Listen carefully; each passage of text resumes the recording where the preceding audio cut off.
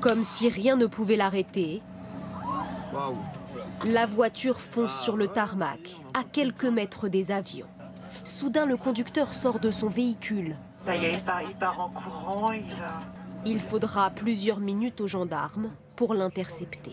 Certes, il s'agirait d'un déséquilibré, mais ça n'explique toujours pas comment on peut encore déjouer aussi facilement la sécurité d'un aéroport. La question embarrasse les autorités.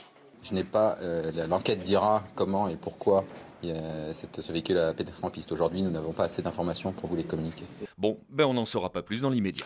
Moi, c'est ça que j'ai peur de Blaine Higgs, c'est qu'il courtise les francophones, puis par après, il fait ce qu'il veut avec nous. L'inquiétude des Acadiens dans 2 semaines, peut-être un premier ministre anglophone dans la province du Brunswick.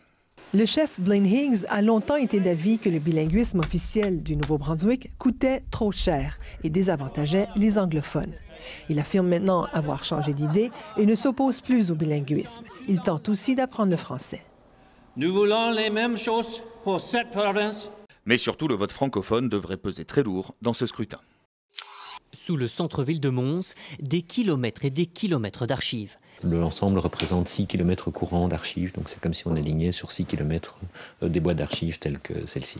Et l'idée de départ était de rassembler toute la connaissance du monde en un seul lieu, et ça c'était bien avant Internet. Le Moodaneum, en tant que centre d'archives privé, conserve 12 millions de fiches qui nous environnent ici dans le musée et qui composent le répertoire bibliographique universel, le Google de papier, comme on l'appelle, reconnu Mémoire du monde à l'UNESCO.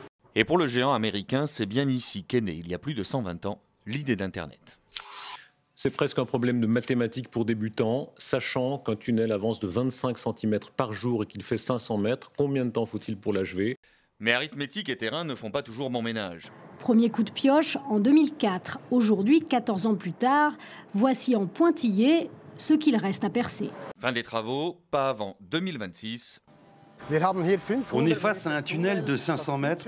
Le budget initial était de 50 millions. Maintenant, on parle de 150 millions pour la totalité des travaux. La réponse est donc, il faut le temps qu'il faut.